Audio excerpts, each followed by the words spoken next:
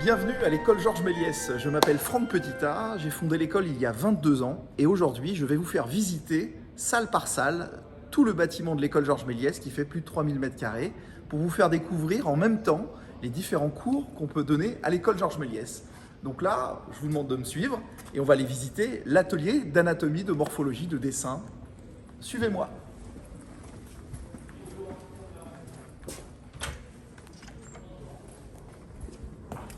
Bonjour à tous. Donc là, on est accueillis dans l'atelier où on fait de la terre à modeler. C'est un des cours fondamentaux qui est enseigné à l'école Georges Méliès, en général systématiquement avec un modèle vivant, comme Bruno ici présent. Aujourd'hui, on travaille principalement sur le travail du crâne, en fait, pour faire comprendre le crâne, mais en général, c'est plutôt tout le corps humain qui est traité, donc en volume, en terre à modeler. Des fois, c'est avec de la cire, comme vous pouvez voir aussi sur les sellettes, sur des animaux, sur des corps humains entiers, pour leur faire comprendre vraiment le volume du corps humain, le volume qu'on peut retrouver et le squelette surtout dans les animaux. Donc on travaille sur des animaux en vrai, soit photographiques, soit au jardin des plantes quand le temps nous le permet.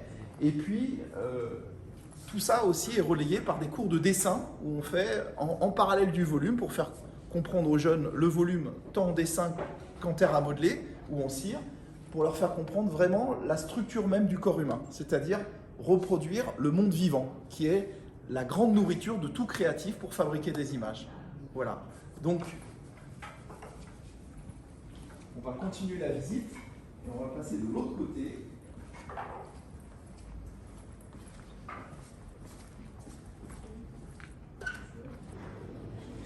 Alors là, nous allons rentrer dans l'univers de chez Walt Disney. Tous les étudiants de deuxième année travaillent sur des tables d'animation traditionnelles pour travailler sur 24 dessins sur 1 seconde d'animation. Les années précédentes, ils vont apprendre à tenir une morphologie de personnage en la dessinant d'après modèle vivant, comme on l'a vu dans l'atelier d'anatomie, et puis après l'amener et pouvoir garder sur les 24 dessins pour 1 seconde d'animation la même morphologie, et puis d'y donner en fait la vie. Parce que le propre de l'animation de personnage, c'est de donner de la vie au personnage. À Méliès, on travaille sur de l'animation stop motion, image par image, dès la première année, donc avec des vraies caméras, des maquettes et des vrais personnages qu'on anime dessin par dessin. En tout cas là, c'est des photos, c'est photo par photo. Et puis on va là voir l'animation 2D traditionnelle dans la salle où les étudiants travaillent à la table lumineuse avec Stéphane Sainte-Foy, qui est le coordinateur de la deuxième année et plus largement de l'animation à l'école, et qui les fait travailler sur différents exercices. Là, par exemple, on a un étudiant qui travaille sur un exercice sur une danse. En l'occurrence, c'est une capoeira. Et Stéphane, donc, les dirige. C'est la référence, en fait, qui est utilisée. Moi, c'est filmé, d'autres références aussi pour pouvoir effectivement tirer parti de ça et le simplifier, le caricaturer et avoir une anime qui fonctionne, quoi. Leur donner vraiment l'envie, en fait, c'est ça, Stéphane, de donner vie à leur marionnette, Ouais, donner vie à leur dessin, quoi. C'est ça, c'est ça. Mais en ayant des références soit d'animation, soit de prise de vue réelle pour pouvoir s'instruire, en fait. Toujours partir d'une référence voilà. Filmée, ou ça. dessinée par d'autres, ou animée par d'autres. Voilà. Ok, d'accord. Donc ça, on peut s'inspirer du théâtre, de la danse, de tout. du mime. Des photos, ouais, exactement, du cinéma, de n'importe quoi, en fait. Tout ce qui est vivant, en fait. On peut s'en inspirer. Donc on s'inspire encore une fois, au-delà de ce qu'on a dit tout à l'heure en anatomie, toujours du vivant et de ce qui est fait par le vivant. Voilà. Donc en même temps, les deuxièmes années travaillent avec des exercices d'animation 2D comme ils le font sur à la table lumineuse, donc d'une manière traditionnelle. Ouais. En même temps, on leur apprend avec une marionnette 3D, dans ton année, en deuxième année, aussi, à animer en 3D avec une marionnette. C'est ça, les principes sont les mêmes. Hein. C'est l'outil qui change, mais les principes sont exactement les mêmes. Ouais, voilà. Donc en fait, autant le faire en même temps sur la même année scolaire pour que l'étudiant, sur sa fin de scolarité, puisse choisir vraiment la technique qu'il mettra en avant ou l'étape de fabrication ou les différentes cordes à son arc qu'il aura pour se mettre en avant et travailler après dans le milieu professionnel. Exactement. Voilà. Ok.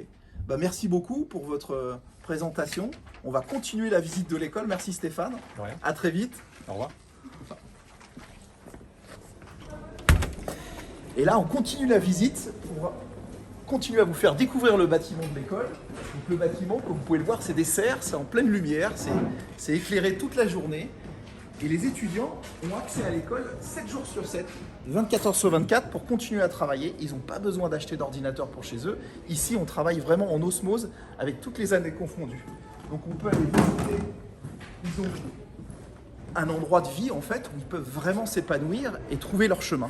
Voilà. Donc là, on a l'habitude d'accrocher au mur les posters sur lesquels les anciens étudiants ont travaillé, les films, avec le nom des anciens étudiants derrière. Comme ça, l'étudiant de l'école peut se projeter en disant « Ah, mais moi aussi, je veux faire ce genre de travail. » Et de travailler sur ces productions. Vous en avez un peu partout dans le bâtiment.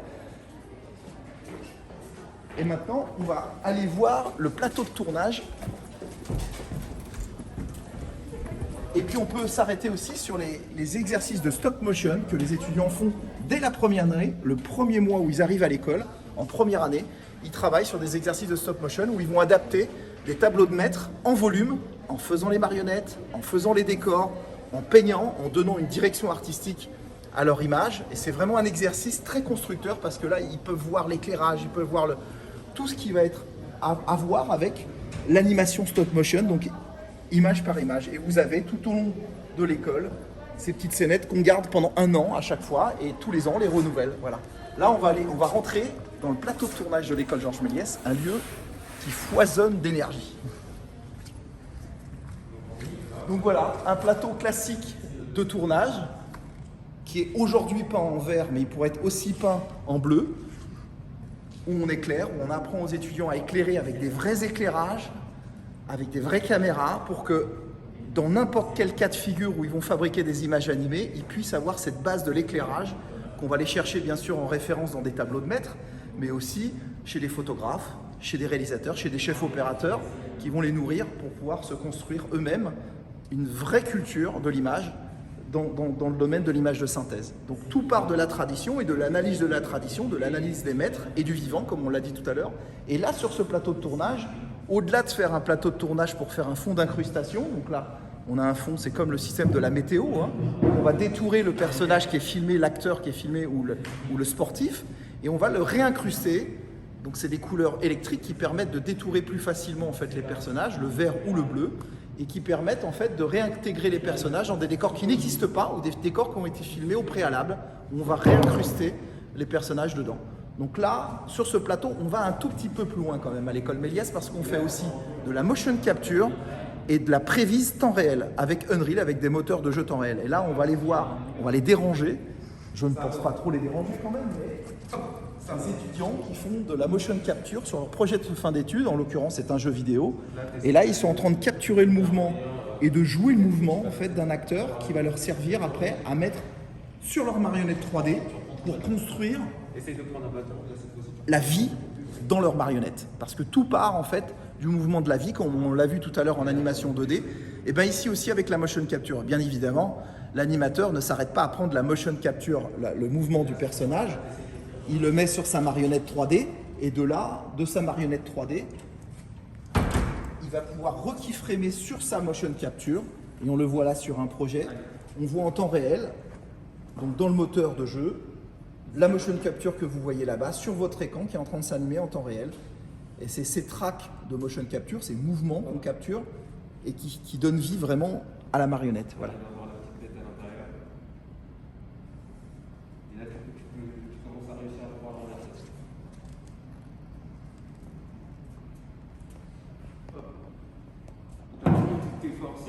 C'est le maximum parce que t'entends que la petite bête elle est là et elle essaye de se débattre pour essayer de sortir.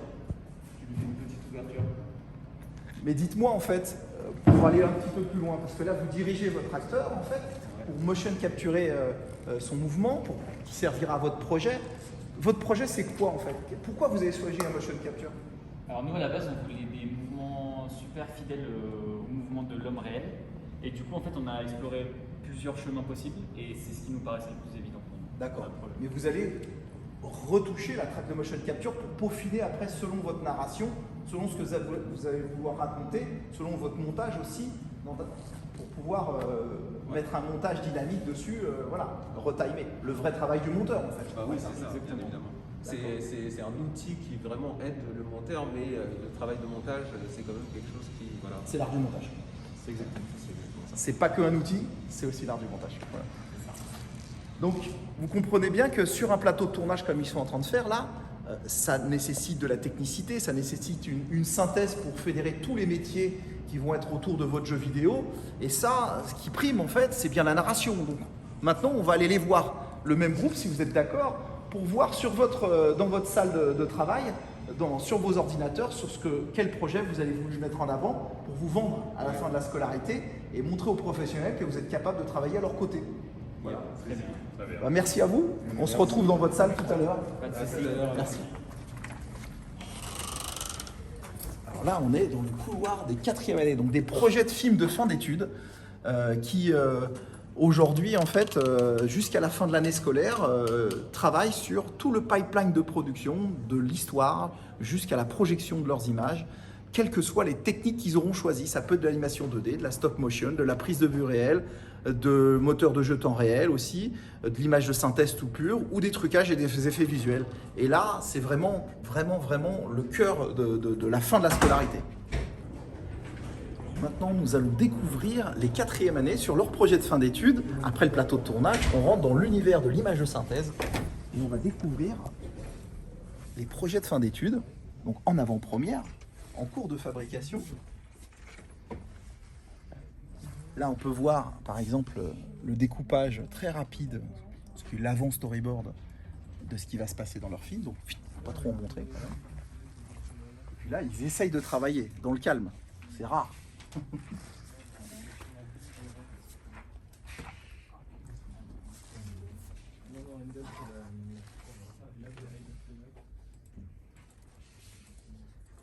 Donc là, vous pouvez peut-être nous parler en fait de votre projet en fait. Donc vous êtes combien sur le projet Alors nous, notre équipe elle se situe par là-bas, dans l'angle droit de la salle. Donc on est 5. Excusez-moi, on est 5. Sur cette section, sur cette rangée, on fait de l'animation. Et là-bas, les deux du fond, ils sont au painting. Ils s'occupent de tous les décors. C'est un film qui est tout en 2D. Donc technique traditionnelle qui a été transposée sur les ordinateurs avec la technologie de maintenant. Tout à fait, ouais, parce qu'on est toujours entre la tradition, la construction des personnages à la main, dessinés, le colorboard, le lightboard, et puis vous avez donc, les étapes de fabrication pour que tout le monde comprenne le film de A à Z, ce qu'est un storyboard ou un découpage dessiné. Voilà, vous avez les personnages principaux en avant-première sur leur film. Et puis bien sûr, passer de cette tradition en fait, à la construction en image de synthèse, pour ceux qui veulent faire de l'image de synthèse, et vous, dans votre cas, c'est de l'animation 2D numérique, en fait, Ouais. où vous reprenez au trait, et après, vous prolongez, en fait, votre film et votre découpage en numérique. Exactement, Voilà. ouais. Et le travail du son, en fait, vous y prenez comment? C'est dès le début que vous travaillez, en fait, sur le son? Alors, avec Michel... Ouais. on- Avec Mimi, ouais. Avec Mimi, on travaille sur le son, effectivement, tous les bruitages. On a une banque de sons en ligne.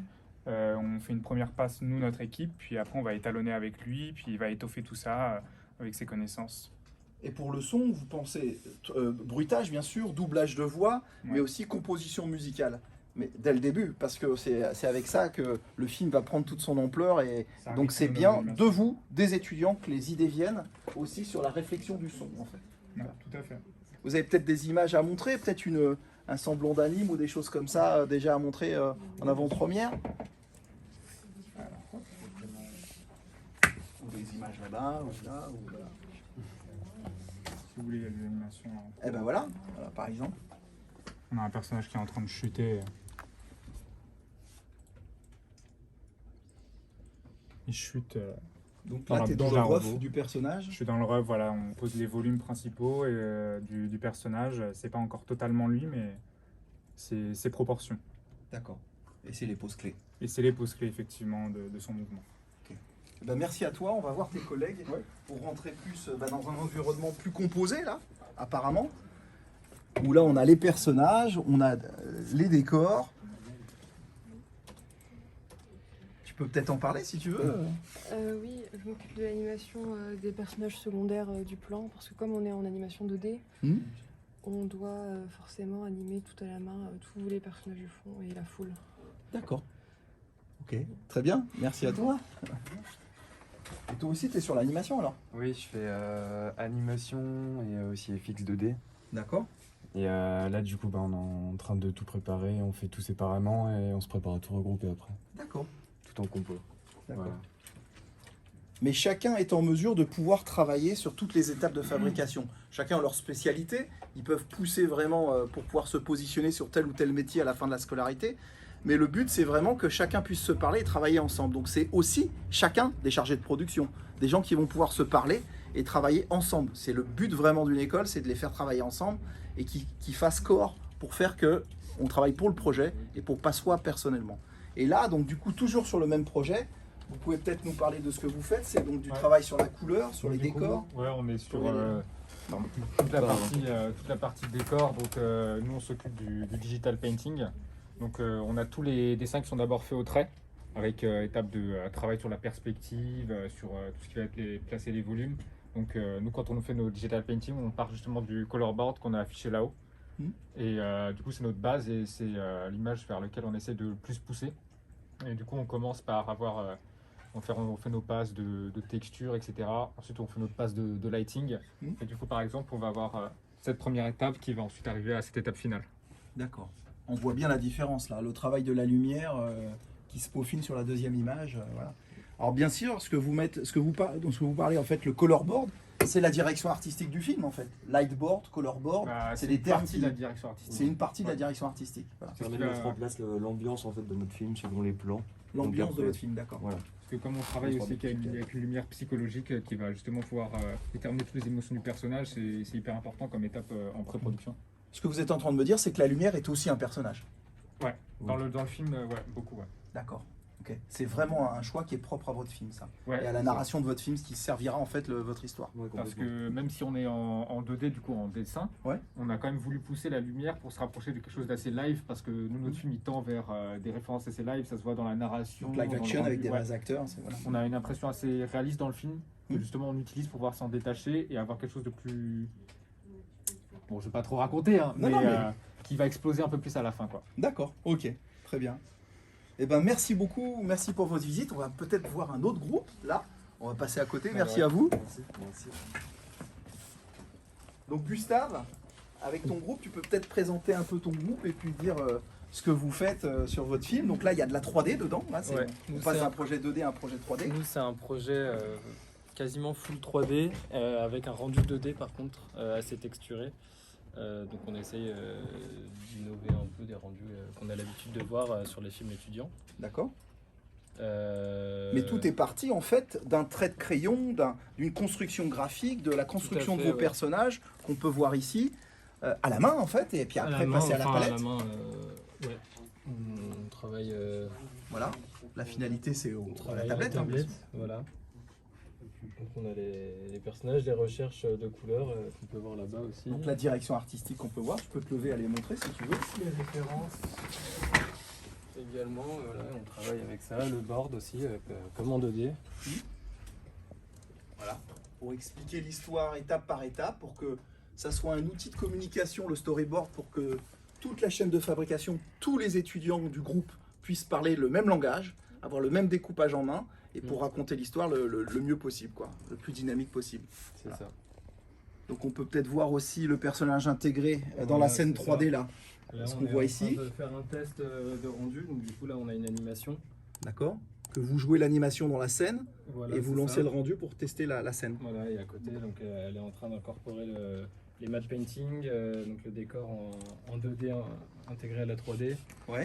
Juste là, ici. Voilà, c'est là. ça. Ok. Avec des tests de, enfin, elle est en train de mettre les lumières, etc. pour pouvoir faire un rendu. Un des premiers tests de rendu du film. C'est ça. C'est ça. Pour répondre à toutes les questions avant d'être dans la fabrication.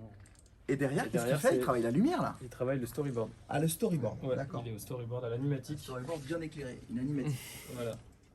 Donc une animatique, c'est un storyboard monté comme un pitch vise, on peut appeler ça aussi pitch vise. C'est ça. Ouais. On prévisionne le film avec le storyboard animé en rajoutant des FX dessus. On pousse le storyboard jusqu'à une pré-animation pour avoir des intentions de mouvement de caméra, des intentions d'acting qui peuvent manquer au storyboard simple. D'accord. Voilà. Très bien. Donc plus vivant. Voilà, c'est ça. C'est tout notre film en 2D, quoi, en images, et qu'on va après interpréter. Et après, du coup, mettre en on a fait un couleur, travail modéliser. d'interprétation aussi avec ce qu'on appelle la prévise, et donc qui permet de passer l'animatique en 3D. Donc on travaille avec nos personnages. C'est pas une vraie animation, mais c'est quelque chose qui nous aide à voir comment on travaille en 3D, et répondre aux questions aussi qui peuvent se poser. Les questions de narration en fait. Les Voilà, questions c'est pour ça. que l'histoire La mise soit en de scène, plus en plus claire. La mise en scène soit de voilà. plus en plus claire. Ok. Eh ben merci à vous. On vous laisse travailler. On continue à visiter l'école. Merci beaucoup. Bonne visite. Merci à vous. Salut. Salut. Donc on va continuer à aller visiter les projets de fin d'études toujours, mais là, du coup, chez les jeux vidéo. Ceux qu'on a vus tout à l'heure sur le plateau de tournage, et je pense qu'ils vont nous expliquer comment ils fabriquent leurs jeux. Toujours en avant-première. On rentre dans une des salles des projets de 4e année, principalement des projets en temps réel, de jeux vidéo. Donc à chaque fois, ces salles de 4e année sont réorganisées tous les ans selon le nombre d'étudiants qui travaillent sur chaque projet pour que les tables soient réorganisées, les espaces d'accrochage, de dessin, de storyboard et compagnie soient réorganisés selon chaque projet. Donc ils ont largement la place de pouvoir travailler. Là ils sont sur le projet, ben voilà, sont les étudiants tout à l'heure qui étaient sur plateau de tournage, qu'on retrouve derrière leurs ordinateurs, à récupérer leurs données, entre autres, et puis à travailler sur toutes les étapes de fabrication. Donc, tu peux peut-être nous parler, en fait... de votre projet maintenant, qu'on n'est plus sur plateau de tournage, mais qu'on est derrière vos ordinateurs. Bien sûr. Donc c'est un projet de jeu vidéo. C'est ça, Voilà. en temps réel du coup. En temps réel, tout à En fait, réel. avec Unreal. Exactement, on est Voilà. sur Unreal. Et vous êtes 7 à travailler sur le sept projet. sur le projet, je crois. c'est ça. D'accord. Donc, est-ce que tu peux nous en parler en détail du projet Alors, nous, notre projet, on s'est inspiré des films noirs, puisque c'est une catégorie de films qu'on aimait beaucoup. Et du coup, avec ces films noirs, on a essayé de faire un jeu d'enquête. D'accord, un jeu d'enquête. Un jeu d'enquête. D'accord. Ok. Donc on s'inspire bien sûr de New York, qui nous semblait une ville intéressante pour ce type de jeu. Et bien sûr, on peut voir aussi sur les murs toutes les références par rapport à Broadway en fait. À votre projet. Ouais. Tant sur l'éclairage, l'ambiance de la Exactement. direction artistique, la construction des personnages. Je vois qu'il y a déjà les personnages en 3D qui sont faits là-bas, à la suite de ce que vous avez dessiné de l'autre côté. Exactement. Aussi. Voilà.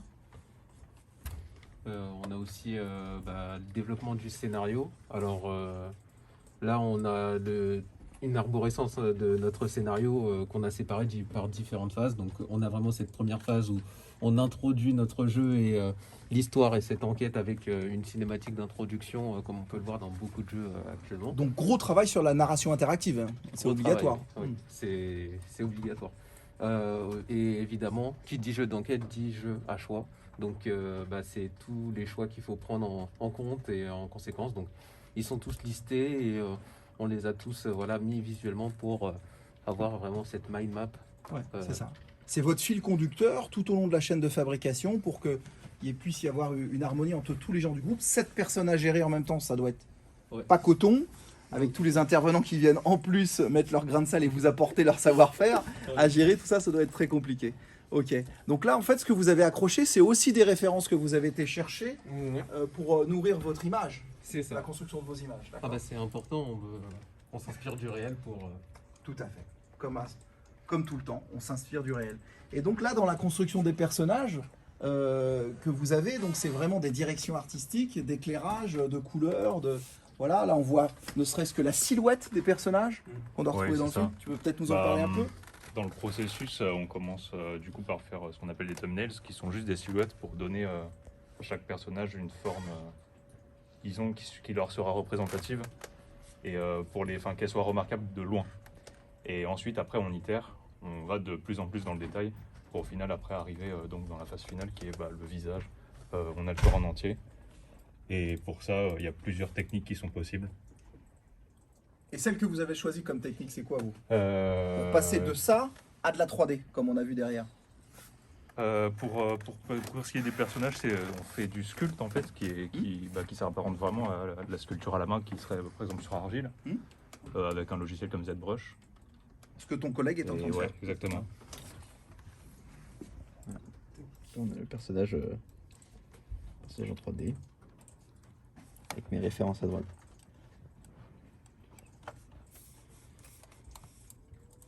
Ok, super, très bien.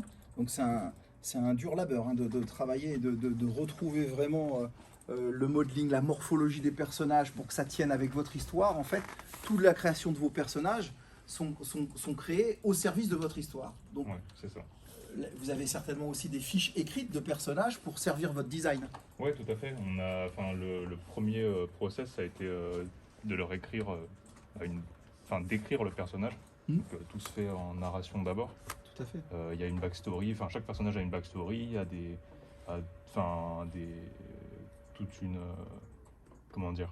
une description en fait, une description physique, mentale de sa personnalité avant de commencer à le concevoir en visuel, quoi. D'accord.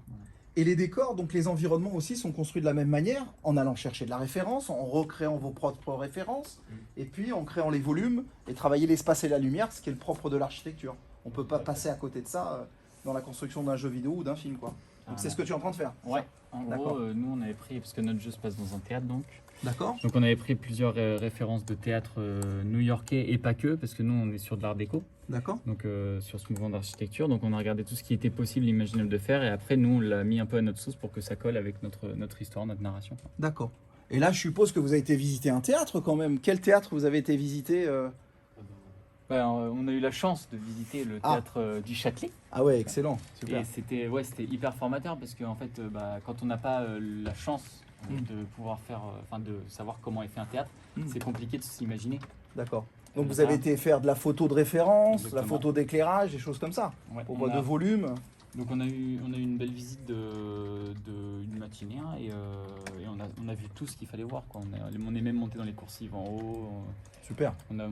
Pour vous baigner vraiment dans l'environnement de ce que vous vouliez vous après refaire et reconstruire en image de synthèse, quoi. Exact. Ok, super. Donc on part toujours de la référence du vivant, du vrai, pour pouvoir en arriver à faire des effets spéciaux, du cinéma d'animation et de jeux vidéo, quoi. Voilà. Ok. Ben, merci beaucoup, hein. Merci à vous. Merci à toi. À très vite. Ouais, Impatient de voir votre jeu fini pour qu'on puisse y jouer, hein, surtout. Nous aussi. Bonne fin de journée. Au revoir. Alors, je vais vous montrer le travail sur les marionnettes d'une garde sur les étudiants. Donc ça, c'était un des films de stop motion en première année des années précédentes. Donc, le travail sur la mascotte de Pascal Lelubre, hein, l'un des professeurs de l'école qui travaillait chez Disney aussi, et qui fabrique avec eux les marionnettes, des mascottes en fait, pour caricaturer des publicités, des logos de publicités. Voilà.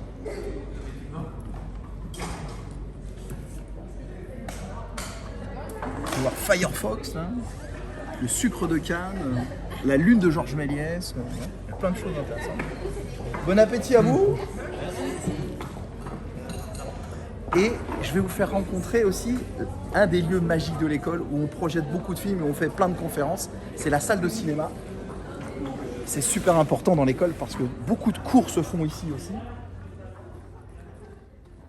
C'est là où on fait de l'analyse filmique, par exemple, avec Victor Loupan, où on analyse à la télécommande vraiment plan par plan, scène par scène, des films, des longs métrages, des courts métrages, pour vraiment les acculturer en fait à la grammaire du cinéma. C'est le même prof aussi qui fait des exercices en prise de vue réelle dès la première année, avec des exercices très basiques où on va filmer, ils ont tous le même exercice, à 2-3, ils se passent les rôles à la caméra, au son, au montage, et puis ils tournent tout au long de l'année.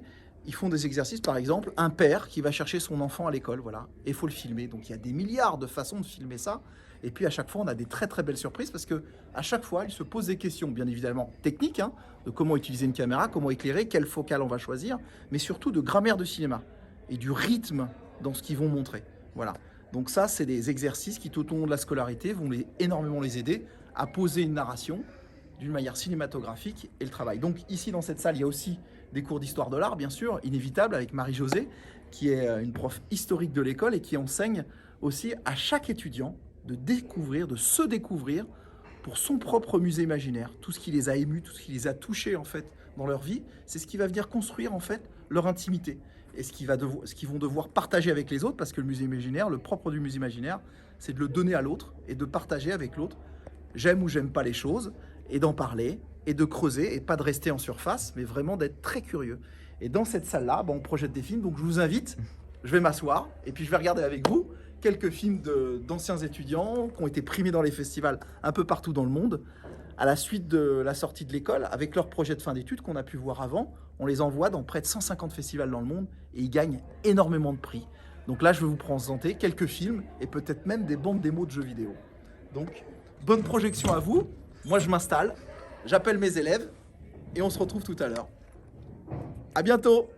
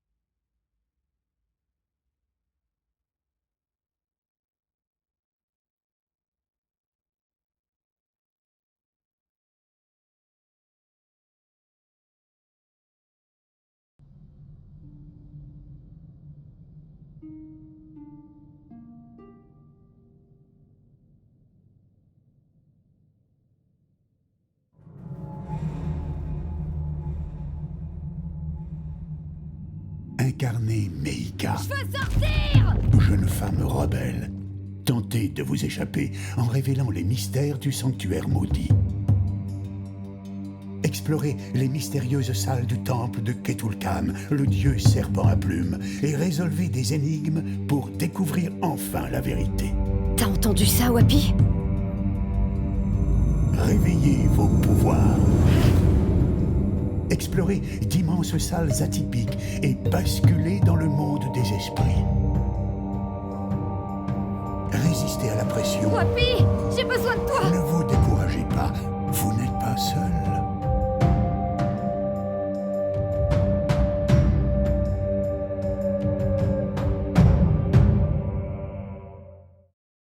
Meika, prisonnière des cieux, arriverez-vous à vous échapper?